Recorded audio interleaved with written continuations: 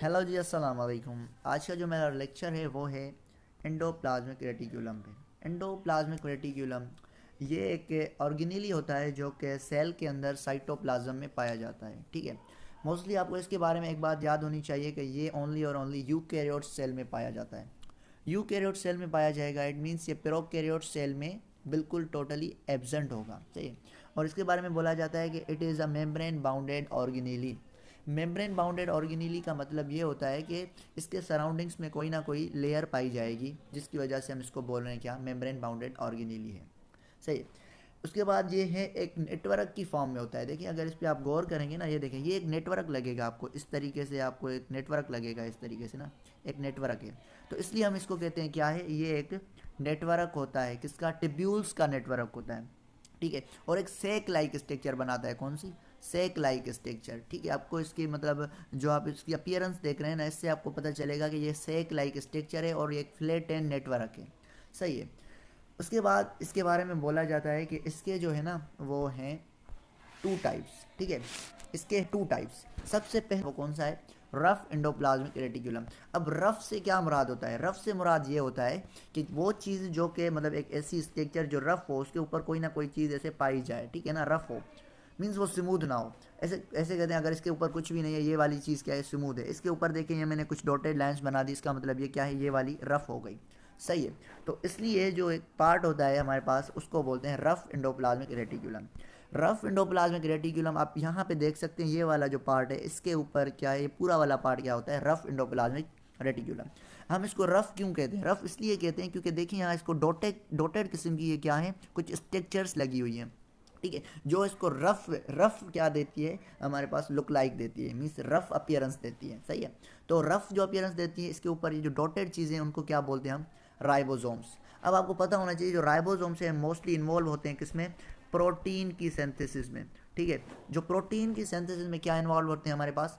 Ribosomes. तो rough endoplasmic reticulum के ऊपर जो हमारे पास पाए जाते हैं वो क्या है? राइबोसोम्स। तो हम कह सकते हैं कि जो रफ एंडोप्लाज्मिक रेटिकुलम है वो मोस्टली इन्वॉल्व होता है किसकी सिंथेसिस में? प्रोटीन्स की सिंथेसिस में। ठीक है, तो रफ एंडोप्लाज्मिक रेटिकुलम मेनली जो है हमारे पास इन्वॉल्व है किसमें? प्रोटीन्स की सिंथेसिस में। सही है। और इसके बारे में बोला जाता है ये कुछ सेल्स को सिक्रीट भी करता है। जैसे सेल कौन से हमारे पास होते हैं कुछ ये देखें, प्लाज्मा सेल्स हो गए, पेनक्रियाटिक सेल्स हो गए। ठीक है, ये भी क्या करता है, ये मोस्टली कहाँ से हमारे पास सिक्रीट होते हैं? ये भी रफ एंडोप्लाज्मिक रेटिकुलम से सिक्रीट होते हैं। सही है। इसके बाद इसका दूसरा पार्ट होता है जिसको बोलते हैं हम क्या? Smooth endoplasmic reticulum. अब स्मूथ से मुराद क्या, कि कोई ऐसी स्ट्रक्चर जो कि स्मूथ हो, उसके सरफेस पे कोई चीज़ ना लगी हो। तो उसके नाम से ही पता चल रहा है क्या होगा? Smooth endoplasmic reticulum. आप इसके आगे वाली साइड को देखें। ठीक है ना, आगे वाली साइड पे आपको कोई भी राइबोसोम्स नज़र नहीं आएंगे। मीन्स जो इसकी स्ट्रक्चर है पूरी की पूरी क्या है? स्मूथ है। स्मूथ एंडोप्लाज्मिक रेटिकुलम के बारे में बोला जाता है कि ये मेनली जो है वो लिपिड की सिंथेसिस में इन्वॉल्व होते हैं। ठीक है ना, लिपिड की सिंथेसिस कौन करवाते हैं? Smooth endoplasmic reticulum. आपको पता है लिपिड क्या है? लिपिड स्टीरॉयड के बारे में आपको पता होना चाहिए। जो स्टीरॉयड्स होते हैं ना, स्टीरॉयड्स भी क्या नेचर होते हैं? लिपिड नेचर होते हैं। तो इट मीन्स हमारे पास अगर स्मूथ एंडोप्लाज्मिक रेटिकुलम लिपिड की सिंथेसिस करवा रहे हैं, तो स्टीरॉयड्स की भी कौन करवाएगा हमारे पास? प्रिपेयर जो है स्टीरॉइड्स की जो प्रोडक्शन है वो कौन करवाएगा? वो भी हमारे पास एंडोप्लाज्मिक रेटिकुलम करवाएगा। कौन सा वाला? स्मूथ वाला। ठीक है, और इसके बारे में बोला जाता है कि हमारे पास जो एंडोप्लाज्मिक रेटिकुलम है मसल्स में, किसमें? मसल्स में। मसल्स में जो एंडोप्लाज्मिक रेटिकुलम होता है ना, उसका एक खास नेम होता है जिसको बोलते हैं हम sarcoplasmic reticulum.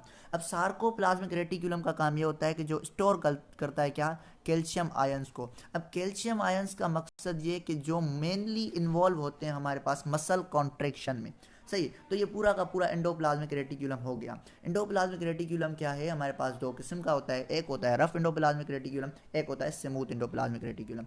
Rough endoplasmic reticulum से मुराद ये कि उसके आउटर सरफेस पे क्या लगे होंगे? राइबोसोम्स लगे होंगे। So it is totally involve in the protein synthesis. और दूसरे नंबर पे आता है स्मूथ एंडोप्लाज्मिक रेटिकुलम, जो कि आउटर सरफेस उसका क्या होता है? स्मूथ होता है। तो मोस्टली इन्वॉल्व होता है लिपिड की सिंथेसिस में, स्टीरॉयड की सिंथेसिस में। सही। तो आपको ये पूरी की पूरी टॉपिक समझ आ गई होगी। तो एंडोप्लाज्मिक रेटिकुलम अगर हम मसल्स की बात करें तो उसमें इसका खास नाम होता है जिसको बोलते हैं सार्कोप्लाज्मिक रेटिकुलम। और वो मेनली इन्वॉल्व होता है किसमें? कैल्शियम आयन को स्टोर करता है और हमारे पास मसल की कॉन्ट्रैक्शन करवाने में हेल्प करता है।